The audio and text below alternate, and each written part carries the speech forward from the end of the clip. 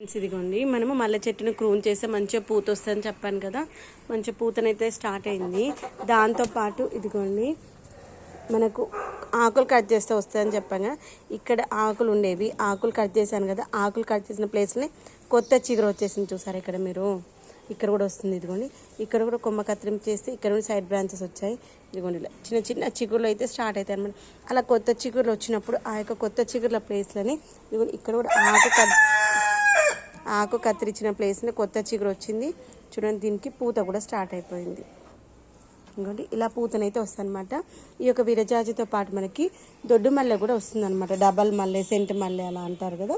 ఇంకోండి ఇదైతే మనకి 5 స్టెప్స్ ఉంటుంది మల్లె పువ్వు. ఇదిగోండి ఇది కూడా స్టార్ట్ అయిందన్నమాట. మనం ఏంటంటే రెగ్యులర్గా లిక్విడ్ పోషకాలు ఇస్తూ కొమ్మ కత్తిరింపు చేస్తే మనకి పువ్వులు అయితే స్టార్ట్ అవుతాయి. సీజన్తో సంబంధం లేదు చూడండి. ఇంకా చాలా ప్లేస్లలో అయితే మొగ్గనైతే వస్తుంది. రాని ప్లేసెస్లో ఇది కూడా దొడ్డు మల్లెది ఆకు చెట్టు.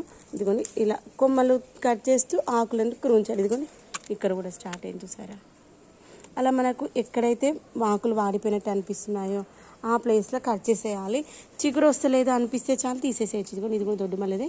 ఇంకా ఇలా కొంచెం వాడిపోయినట్టు ఉంటే అవి ఏమీ రావు.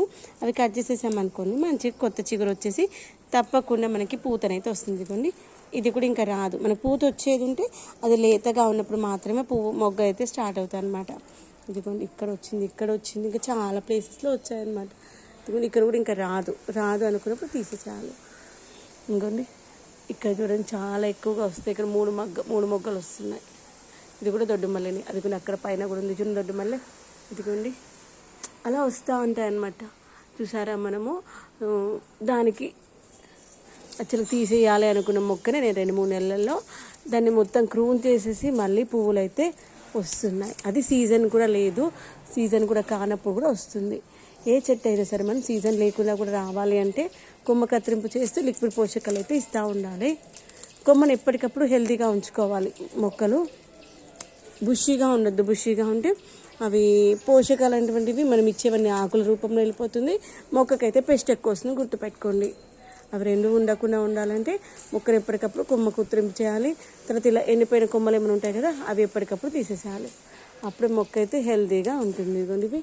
ఇవన్నీ ఎండిపోయినవి ఏం కదా. అయ్యో కొన్ని మనకి అది తీసే లోపల మంచిగా ఉన్నాయి కూడా పోయినాయి ఏం కాదు. మళ్ళీ కొత్త చిగురులు అయితే వస్తాయన్నమాట. ఇదిగోండి దీనికి ఇంకా కొత్త చిగురు రాదు. అది ఇక్కడికి తీసేసేయండి, వచ్చేస్తుంది మళ్ళీ నెక్స్ట్ కొత్త చిగురు వస్తుందా రాదని మనకు చూడగానే తెలుస్తుంది. చూసేసి తీసేసుకోవచ్చు. ఇదిగోండి ఇక్కడ కూడా రాదు. ఇంకా పూత వచ్చి ఉంటే అది వెంటనే మనకి పైకి ఇదిగోండి ఇలా దొడ్డుగా పెద్దగా ఉన్న ఆకులు ఉంటాయి కదా అవి తీసేసేయాలి. తీసేస్తే ఇదిగోండి ఇక్కడ కొత్త చిగురు వస్తుంది చూడండి. అలా కొత్త చిగురు అయితే వచ్చేస్తాయి అన్నమాట. అదే ఆకు అట్లే ఉంచామనుకుని ఇంకా అక్కడ కొత్త చిగురు రాదనమాట. వచ్చిన చాలా తక్కువ ఛాన్సెస్ ఉంటుంది.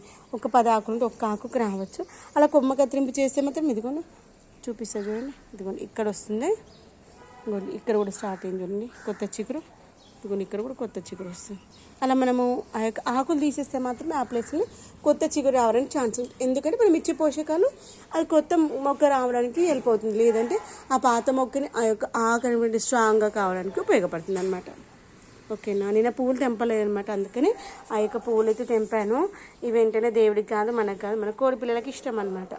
ఆల్రెడీ ఇప్పటికి చాలా వేసా, చూద్దాం ఇప్పుడు తింటుంది. చాలా ఇష్టం అనమాట కోడి పిల్లలకి.